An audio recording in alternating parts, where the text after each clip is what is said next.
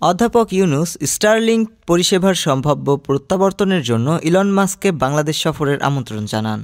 Mask তাতে ইতিবাচক সাড়া দেন। মাস্ক বলেন, আমি এর অপেক্ষায় আছি।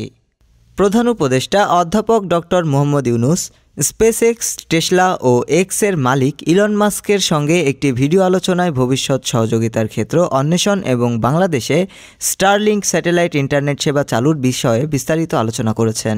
এ সময় বাংলাদেশের পক্ষে রোহিঙ্গা সংকট এবং অগ্রাধিকার ইস্যু বিষয়ক উচ্চ প্রতিনিধি ডক্টর খলিলুর রহমান, প্রধান উপদেষ্টার কার্যালয়ের এসডিসি বিষয়ক মুখ্য সমন্বয়ক লামিয়া মোরশেদ এবং স্পেসএক্সের পক্ষে ভাইস প্রেসিডেন্ট লরেন ড্রেয়ার এবং global engagement adviser Richard Griffiths উপস্থিত ছিলেন।